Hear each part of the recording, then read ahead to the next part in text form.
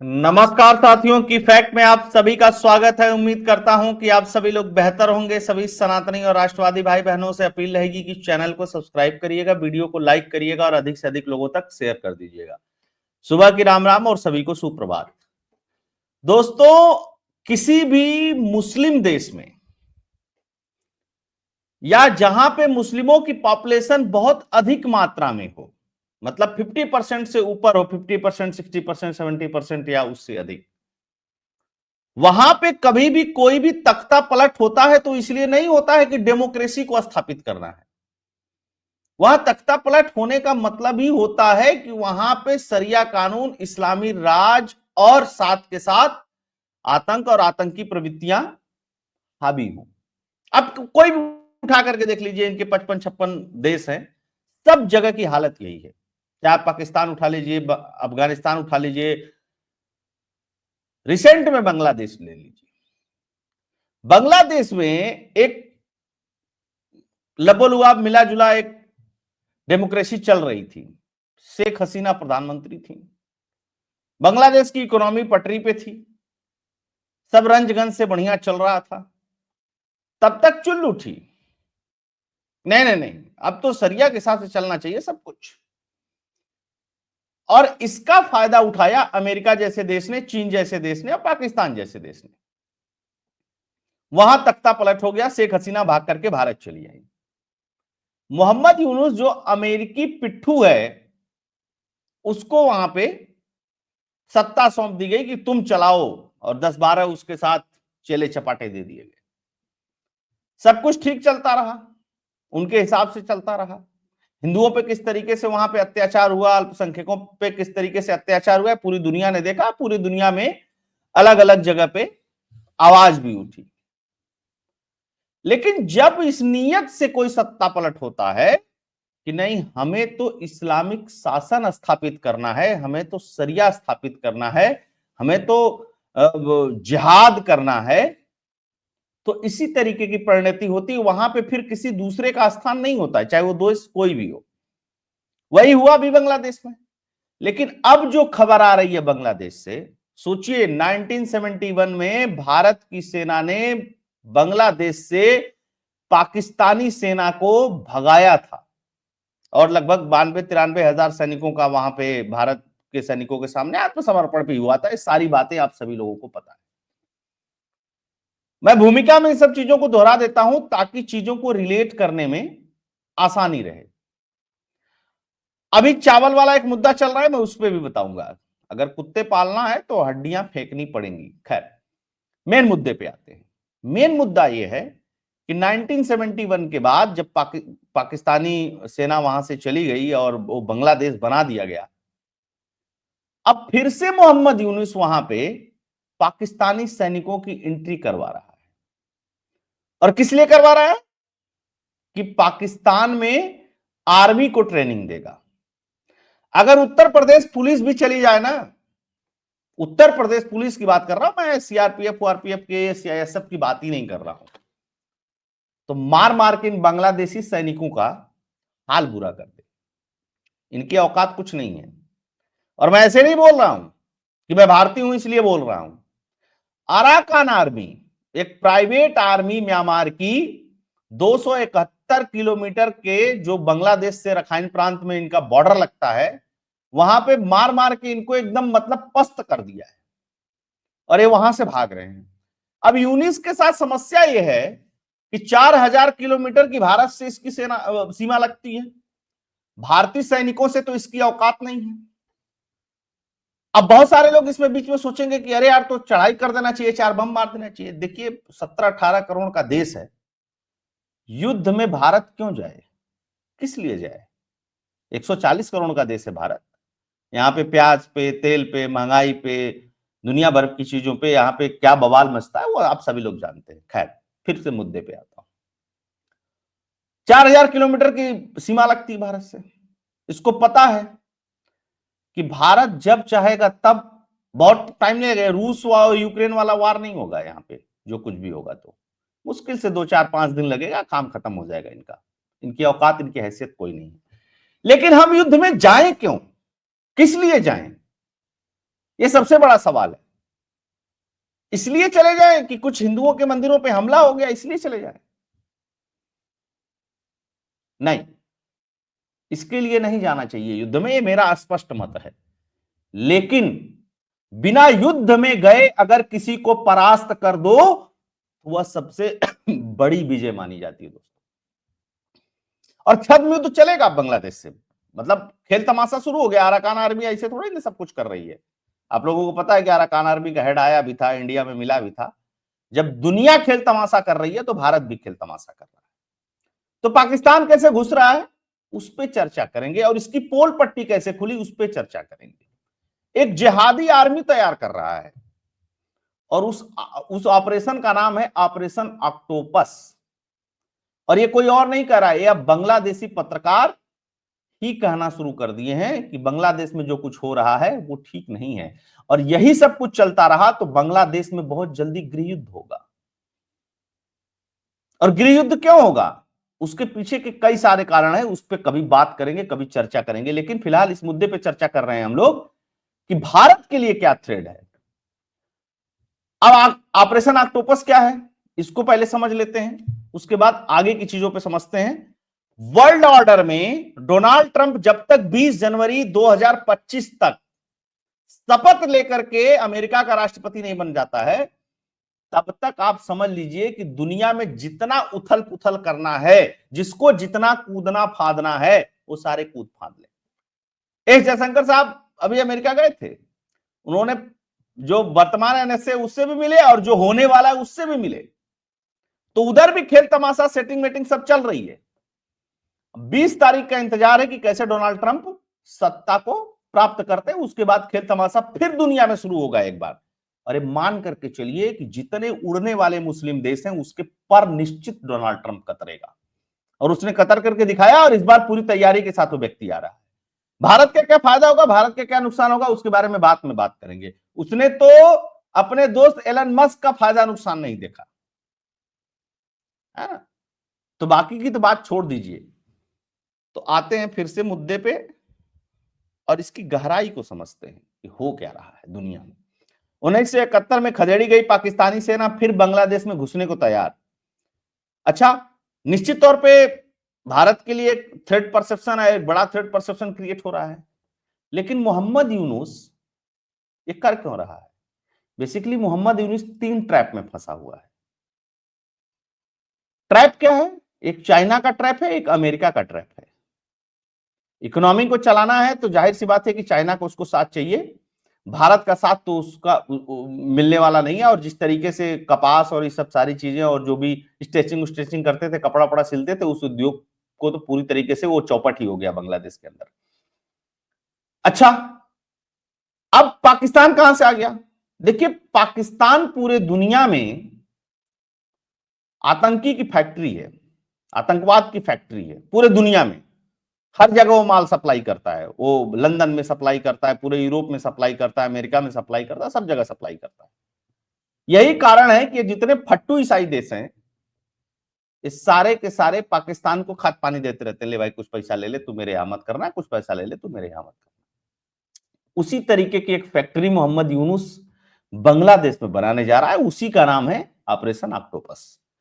Octopus का मतलब कैसे? आप ईरान की वो चीजें याद रखिए। ईरान में भी सब कुछ बढ़िया चल रहा था, पूरा डेमोक्रेसी टाइप की चीजें थी, एकदम सब कुछ बढ़िया था। वहां के भी मुल्ले मौलवियों को समझ में आया, नहीं नहीं नहीं, जिहाद होना चाहिए और यहाँ पे सरिया लागू होना चाहिए। हो गया लागू। फिर क्या हुआ? उसने भी ऑपरेशन ऑक्टोपस किया, और ऑपरेशन ऑक्टोपस के तहत उसने भी हमास को, हुती को, हिजबुल्लाह को अलग अलग देश में और एक सेंट्रलाइज दुश्मन इजराइल के लिए तैयार किया। तो ऑक्टोपस क्यों? ऑक्टोपस को अगर आप देखेंगे तो उसका शरीर एक जगह है और उसके कई सारे वो जो बांह निकली रहती है, चाहे कुछ भी कह लीजिए उसको, वो अलग अलग जगह रहते हैं। उस तरीके से बनाना कि कई सारे संगठन बनाओ अलग अलग जगह से। और इसकी भनक बांग्लादेशी आर्मी को भी नहीं थी। सबसे मजे की बात तो यह है। थोड़ा सा और आगे बढ़ते हैं, क्या चल रहा है। कहा जा रहा है कि बीते दिनों बांग्लादेश की सेना और पाकिस्तानी की सेना के बीच में एक गुप्त समझौता हुआ है। इस समझौते के तहत पाकिस्तानी सेना बांग्लादेश की सेना को ट्रेनिंग देगी। ये ट्रेनिंग अगले साल फरवरी से शुरू होगी। बताया तो यहां तक जा रहा है कि पाकिस्तान के मेजर जनरल रैंक के अधिकारी बांग्लादेशी सेना को ट्रेनिंग देंगे, ढाका आएंगे। यह ट्रेनिंग बांग्लादेश के 4 कैंपों में होगी, कैंट्स में होगी। जिन कैंट्स में ट्रेनिंग होगी उन्हें भी चिन्हित करने का काम पूरा हो चुका है। ठीक, बांग्लादेश में मोहम्मद यूनुस की साजिश पर बड़ा खुलासा, जिहादी आर्मी के लिए 100 करोड़ टका की फंडिंग। अब तू 100 करोड़ टका की फंडिंग करके तो कौन सी आर्मी तैयार कर देगा यूनुस, जो तू भारत के खिलाफ? तो जाहिर सी बात है कि ये आर्मी की ट्रेनिंग नहीं हो रही है, ये जिहादियों की ट्रेनिंग हो रही है। पाकिस्तान में भी तो यही होता है ना, फलाना जिहादी ग्रुप, ठिकाना जिहादी ग्रुप। आज देख रहे हैं ना क्या स्थिति हो रही है। पाकिस्तानी सैनिकों को टीटीपी वाले कभी भी मार देते हैं। तहरीके तालिबान पाकिस्तान वाले कभी भी, अभी 20-25 मार दिए, कभी 50 मार देते हैं, कभी घुस के कराची में कर देते हैं, कभी घुस के लाहौर में कर देते हैं। तो जो बोया है वो पाकिस्तान काट रहा है। तो पाकिस्तान की क्या स्थिति है और पाकिस्तान क्या इनको ट्रेनिंग देगा, ये आप समझ रहे हैं। ये वही पाकिस्तानी आर्मी है जिसने बांग्लादेश में क्या क्या नहीं किया इन्हीं की मां बहनों के साथ। बाकी अत्याचार तो छोड़ दीजिए, फिर भी ये अरे आ जाओ हम इस्लाम इस्लाम भाई भाई ना, इसीलिए भारत में भी हैं इसी मानसिकता के। हूती हिजबुल्लाह जैसे आतंकी संगठन चाहते हैं मोहम्मद यूनुस की जिहादी फोर्स। बांग्लादेश में कट्टरपंथियों की हिंसा की खबरों के बीच कुछ ऐसा खुलासा हुआ जिसके बाद हर कोई हैरान है। बांग्लादेश में मोहम्मद यूनुस अपना आतंकी संगठन बना रहे हैं, यह आप भी पढ़कर हैरान होंगे, लेकिन यह सच है। बांग्लादेश के एक वरिष्ठ पत्रकार ने दावा किया कि मोहम्मद यूनुस एक बड़ा आतंकी संगठन खड़ा करने का प्लान बना रहे। इस संगठन को नाम दिया है IRA, यानी इस्लामिक रिवोल्यूशनरी आर्मी। इसका ऑफिशियल नाम है। 100% घोषित हो चुका है, घोषणा हो गई कि हम 100% देंगे, इसको बनाओ और तुम पाकिस्तानी जनरल आओ। तो पाकिस्तानी जनरल क्यों आ रहे हैं? पाकिस्तान वाले तो चाइना से भी माल खाते हैं, अमेरिका से भी माल खाते हैं ना। अच्छा, इसका खुलासा कैसे हुआ?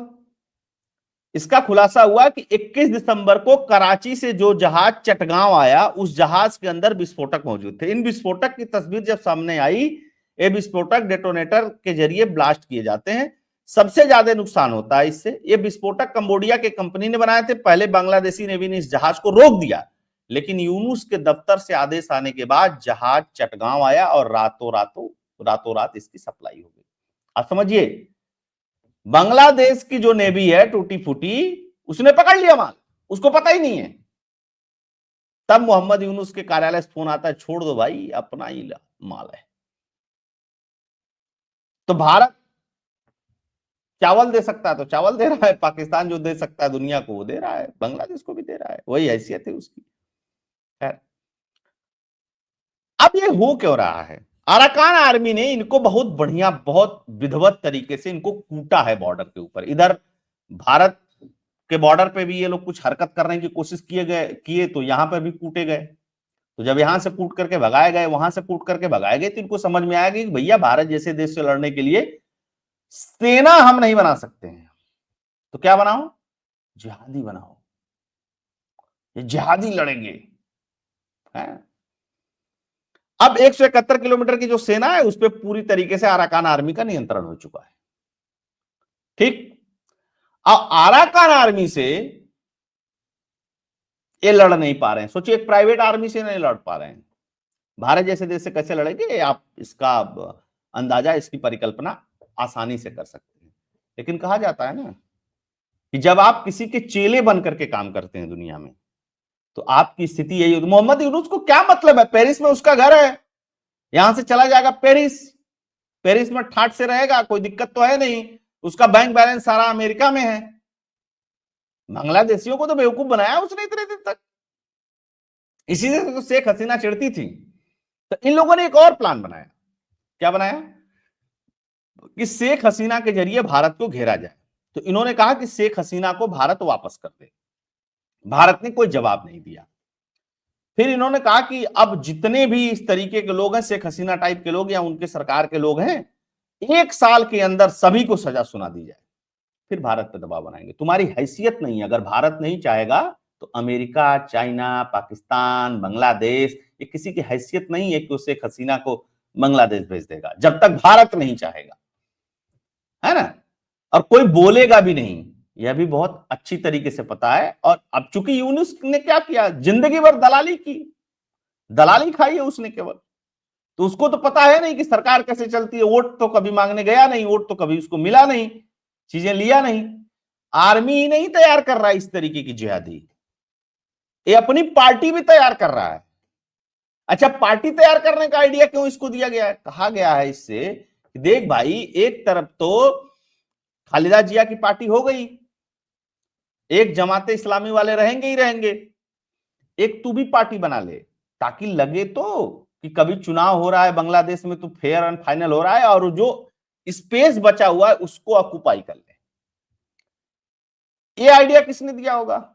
जाहिर सी बात है कि अमेरिका जैसा देश ही ये आइडिया दे सकता है यूनुस को, क्योंकि ये बराक ओबामा का, क्लिंटन का, इन सब लोगों का एकदम पेट वाला चेला, जैसे वो वाला नहीं है। क्यों कहते हैं कि टॉमी बैठ गया, टॉमी उठ, तो टॉमी उठ गए, ये इस टाइप वाला चेला है मोहम्मद यूनुस। कोई हैसियत नहीं है इसकी, इस व्यक्ति की जीरो हैसियत है। लेकिन बाइडेन ने बहुत कोशिश की, किस चीज की कोशिश की? कि भारत युद्ध में कूद जाए, और भारत अगर युद्ध में कूदेगा तो जाहिर सी बात है कि उसकी स्थिति कमजोर होगी, क्योंकि बड़ा देश है। और एक बार युद्ध में कूदने के बाद जब तक उसका परिणाम नहीं निकल जाएगा, भारत पीछे भी नहीं हट सकता है, और युद्ध में नुकसान होता। और ये कोई बुद्धिमानी का काम भी नहीं था। एक बार हमने युद्ध लड़ा ना बांग्लादेशियों के लिए, जब यही पाकिस्तान आर्मी उनके मां बहनों के साथ क्या क्या कर रही थी, घृणित कार्य कर रही थी, लड़ा हमने, बांग्लादेश बना करके दे दिया। रिटर्न में हमको क्या मिला बांग्लादेश से? कुछ नहीं, जीरो। तो अब क्यों लड़ना? पहले आपस में लड़ ले, लड़ के जब थक जाएंगे तब भारत विचार करेगा। अब दूसरे पॉइंट पे आते हैं, चावल। अरे भाई, पैसा दिया, चावल खरीदा। आप परिकल्पना करिए ना, 2 महीने 3 महीने पहले की चीजें। ये बांग्लादेशी भूखे नंगड़ क्या कर रहे थे? भारत के प्रोडक्ट का बहिष्कार करो, भारत के प्रोडक्ट की होली जला दो, भारत का कोई सामान नहीं यूज करना है। चावल पैदा करने की और चावल की भरपाई करने की कंगलों की हैसियत नहीं है। और भारत में बैठे हुए आकाश बनर्जी और फलाना ढिकाना रविश्वा टाइप के लोग बता रहे थे कि बांग्लादेश में अब रेवोल्यूशन आ गया है, अब वहां पे लोकतंत्र स्थापित होगा। किसी भी मुस्लिम, मैं फिर से रिपीट कर देता हूं, दुनिया के किसी भी मुस्लिम देश में कोई भी तख्ता पलट सिर्फ इसलिए होता है कि वहां पे इस्लामिक राज कायम करना है, या वहां पे जिहादियों का, आतंकियों का कब्जा होना है। डेमोक्रेसी के लिए दुनिया में कभी एक भी मुस्लिम देश में तख्ता पलट हुआ हो तो बताइए आपने? वो असद सीरिया देख लीजिए, अब लेबनान देख लीजिए, आप ईरान देख लीजिए, आप इराक देख लीजिए, आप बांग्लादेश देख लीजिए, कहीं उठा करके देख लीजिए, कहीं नहीं है। लेकिन भारत के जो डीप स्टेट के टुकड़ों पे पलने वाले भारत के कुछ बड़े बड़े यूट्यूबर्स और बड़े बड़े पत्रकार हैं, जिनको बहुत मिलियन मिलियन लोग देखते हैं, खाली दिमाग वाले लोग देखते हैं, इसलिए मैं बोल रहा हूं खाली दिमाग वाले लोग देखते हैं, जिनको समझ नहीं है। हाँ, आप समझने के लिए कुछ देखते हैं कि देखो भाई ये क्या विष फैला रहा, तो मैं उसकी बात नहीं कर रहा हूं। वो क्या कर रहे थे? डेमोक्रेसी स्थापित हो रही है वहां पे, छात्र आंदोलन हो गया।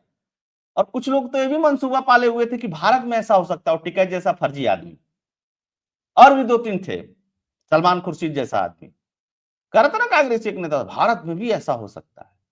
अच्छा, भारत में आज तक तो ऐसा हुआ नहीं, अब कैसे हो जाएगा? भारत बनने में भारत के लोगों की जो सोच है, जब तक भारत हिंदू बाहुल्य है तब तक इस तरीके की कोई हरकतें नहीं होंगी, न कभी हुई है और न आगे होंगी। तो ये सपने क्यों देखे जाते हैं? ये सपने उन्हीं लोगों के द्वारा देखे जाते हैं जो लोग दूसरे देशों के टुकड़े पर पल करके अपने देश को कमजोर करते हैं। अब ध्रुव राठी भी डेमोक्रेसी स्थापित कर रहा था, वो जर्मनी में बैठ करके, उसके भी बड़े फॉलोअर हैं, जैसे देखिए, सच बोलने वाला, तीखा बोलने वाला, सही बोलने वाला, देश के संदर्भ में बोलने वाला, सनातन के संदर्भ में बोलने वाला कोई व्यक्ति है ना, वहां पे बहुत कम लोग दिखाई देंगे आपको। लेकिन फेक, झूठ, कटिंग्स वाले जो है ना, इनके यहाँ बहुत लोगों की भीड़ रहती है। आज उनके मुंह पे बहुत जोरदार तमाचा मारा है मोहम्मद यूनुस ने। अब भौंकना बंद कर दिए, अब भौंक नहीं रहा है, अब कोई भी वीडियो नहीं बना रहा है बांग्लादेश के ऊपर ना। अब नहीं समझा रहा है कि वहां पे कौन सी डेमोक्रेसी स्थापित हो रही है। इसीलिए भारत में योगी आदित्यनाथ जी ने जो कहा, एक रहोगे तो नेक रहोगे, बटोगे तो कटोगे। तो दोस्तों, ये है बांग्लादेश की खबर और ये है स्थिति पर नजर बनाए रखते हैं। 20 जनवरी के बाद देखते हैं कि क्या क्या होता है, और फरवरी में ट्रेनिंग होती है कि नहीं होती है। लेकिन जो खेल चल रहा है बांग्लादेश के अंदर, निश्चित तौर पे भारत को उससे बहुत सावधान रहने की जरूरत है। भारत सावधान भी होगा, और अजीत डोभाल की एक्सरसाइज अब बढ़ने वाली है, एस जयशंकर की भी एक्सरसाइज बढ़ने वाली है।